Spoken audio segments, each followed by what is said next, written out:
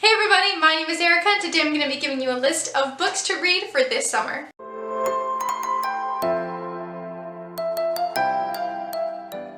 Alright, so I feel like it's always good to have a fun bunch of books to read in the summertime that take place during the summer or near the summer or just around that summer season feeling, do you understand? I hope you understand. So I compiled a short list of books that I think are perfect for summer reading, and I'm going to give you that right now, so let's just get right into it.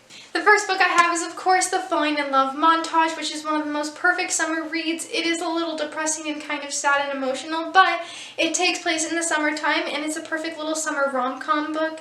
So this book follows a girl named Saoirse. I've talked about this book a lot. This book follows a girl named Saoirse who just got out of a bad relationship and just does not want a relationship anymore. She just doesn't want to deal with that emotion.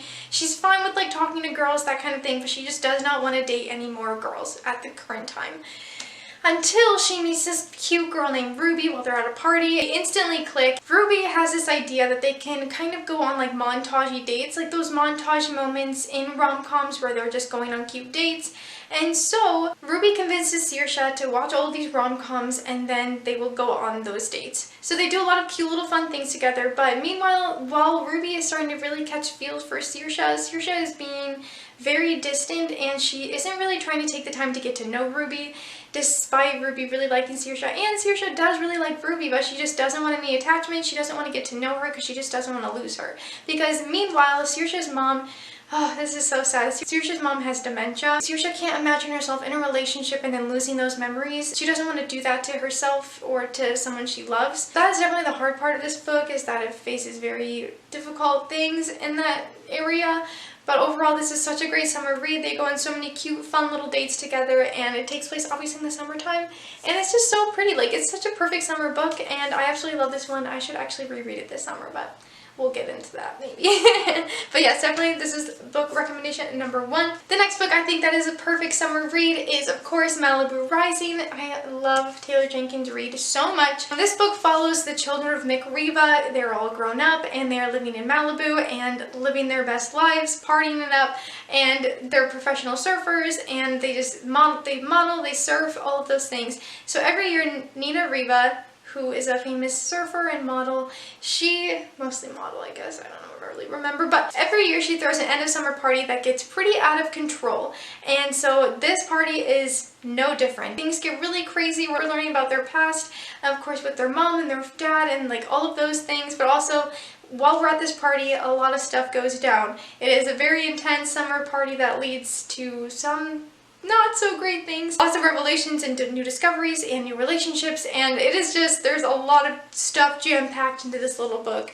But it is really good. I definitely think it's a perfect summer read, obviously because it takes place at the end of summer, and Malibu, I mean, you can't beat it. So another great summer book, I think. Another good summer read, I think, if you're into some ghosts and mysteries, is The Drowning Summer, which I just talked about recently. This book follows a girl named Evelyn Mackenzie, whose father was basically blamed for murdering these 3 teens 6 years ago. Her and her friend Mina end up calling a ghost who proves his innocence so he doesn't get charged. Now fast forward 6 years and Mina and Evelyn are no longer friends because of everything that happened in the past, but now they must team back up to try to figure out this mystery because things are starting to come back up. The ghosts are kind of haunting them. There's a demon out to get them. It is a lot. It's very dark, but it does take place in the summertime, so I feel like it's a good summer read if you're into summer ghost stories. And yeah, it's a good book to read around a campfire. So if you're into that, highly recommend that one as well. Another great summer read is Some Girls Do.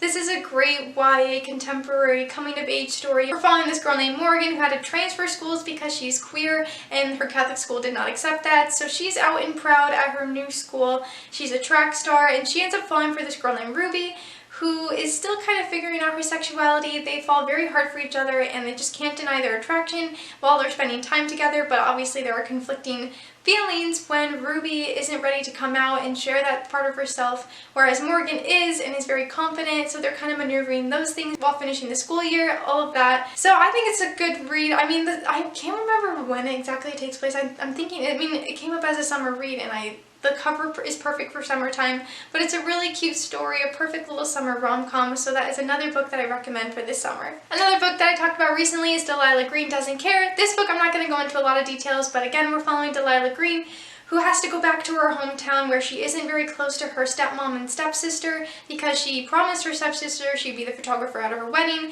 but she's kind of left all that behind. She didn't really have a great childhood growing up with them, but she goes back to Bright Falls, ends up reuniting with one of her sister's best friends, Claire, and they end up falling very hard for each other while trying to maneuver their feelings, and they're not sure whether they should be committing to each other and if they want that and how they're going to work those feelings out. But it's very cute and it takes place in the summertime and it's so good. Actually, the day I was reading it, it was on June 2nd, and in the book it literally said June 2nd. Like, I was so excited, and like that never happens. So it's another really great summer read, and I thought it was just such a fun sapphic novel, very sexy and fun and also emotional. So definitely recommend that one as a nice easy summertime read, but also like it does face some feelings. So I highly recommend that one if you're looking for a nice quick summer read. Okay, one book that I don't really talk about is Neverworld Wake. This is kind of more of a thriller, but it does take place in the summertime. Following this girl named Beatrice and her friends, they go to the seaside estate every year after school and spend that summer hanging out, but then one year someone dies very tragically. They all return to this place 1 year after graduation. Something weird is happening. So they find themselves in the middle of a car accident and they get stuck living the same day over and over again, kind of like Groundhog Day, but they're constantly at each other's throats after a while because they just want to end this, but they don't know how. And in order to end this cycle of this Neverworld Wake, they have to confront what happened in the past and how that person died and all of their conflicting feelings with one another. That is the only way they're going to get out of this trap, basically, of having to repeat every single day. They have to reveal the truth about what happened and their feelings and everything like that in order to end this. I actually really loved it. It's been years since I read it, and this is just an arc. But I met Marisha Pessel and I actually really loved this book. It's very short. Again, another great summer read if you're looking for something a little darker and more thrilling instead of just like rom-com-y. This one definitely has some... It's very repetitive since obviously we're living the same day. There's not a lot of like stuff doesn't happen kind of, but like once it gets going, it really gets going. So yes, another great summer book that takes place in the summertime. The last summer book recommendation I have for you is Honey Girl. In Honey Girl, we're following this girl named Grace Porter who has just graduated with her PhD in astronomy, and she just doesn't really know what she actually wants to do. She had so much pressure on her to do this, and now she's suddenly just like, what am I supposed to do with my life now? So she decides she's going to go to Vegas, and she has a little one too many drinks and ends up marrying somebody.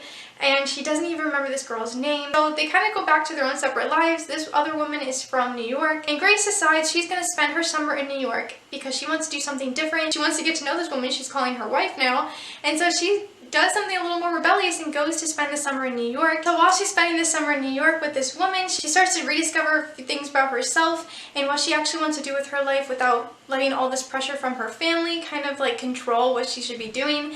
She's also learning to love this woman and kind of figure out how she is going to move forward with these feelings, and just working out all of those aspects about her life because she's never really had this opportunity to just kind of live for herself.